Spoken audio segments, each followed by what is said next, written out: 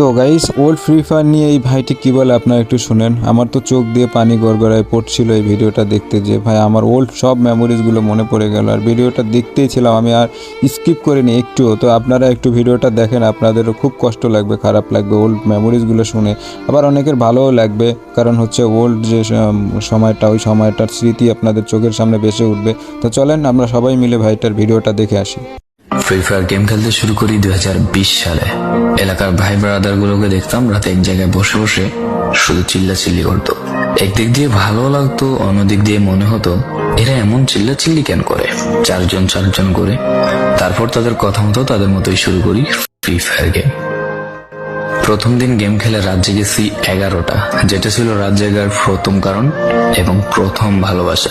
এলাকার বন্ধুরা মিলে রাত হলেই আড্ডার আসর দিয়ে বসতাম আর শুরু করতাম গেম খেলা। সবাই তখন গেম খেলা নতুন শুরু করি। এত পরিমাণ আনন্দ ছিল গেমটিতে যে বলে বোঝানো সম্ভব না। তখন ভালো কোনো ফোন ছিল না, ল্যাগ করতো, তবুও খেলতাম। আব্বু আম্মুর কি পরিমাণ বকাঝকা খেয়েছি সেটা বলা বাহুল্য। অনেকদিন তো স্কুলও যাইতাম না, বন্ধুরা বসে গেম খেলতাম। কিছু টাকা যুগে কয়েক মাস পর একটা লেভেল আপ পাস ছিল না, 200 টাকায় বোধ হয় 800 ডায়মন্ড পাওয়া যেত। তো সেখান থেকে 800 ডায়মন্ড থেকে একটা অলগ ক্যারেক্টার নিই। আর সেই অলগ ক্যারেক্টার ছিল তখনকার সময়ের সবচেয়ে দামি ক্যারেক্টার। তখনকার দামি প্লেয়ার মনে হতো নিজেকে। আবার গেমের ভিতর অনেকের সাথে বন্ধুত্ব পর্যন্ত হয়ে গিয়েছিল।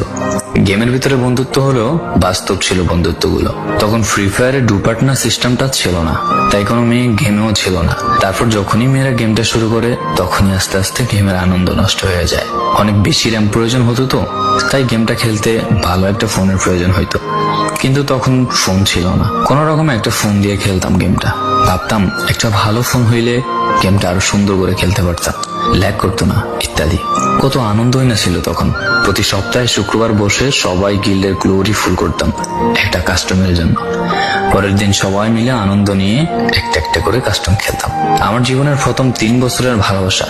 কোনো মেয়ের জন্য আমি গেমটাকে কখনো ইগনোর করিনি। যখন মন খারাপ থাকতো গেমটা খেলতাম একা একা। একটা ভয় পেলেই তৎক্ষণাৎ মন ভালো হয়ে যাইতো, মুখে সব সময় একটা মৃদু হাসি থাকতো।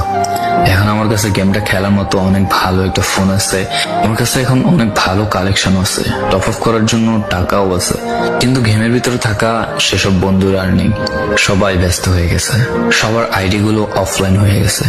কেউ 1 মাস 2 মাস পর ঢুকে গেমের ভিতর সবকিছু ব্যাক করে দিয়ে দিয়েছে। এখন যার বেশি টাকা সেই বেশি প্রো, এখন কারো স্কিল দেখা হয় না। ফ্রি ফায়ারের সব ফালতু ইউটিউবারদের দিয়ে ভরে গিয়েছে সব। ওল্ড ইউটিউবার গুলো ফ্রি ফায়ার খেলা ছেড়ে দিয়েছে।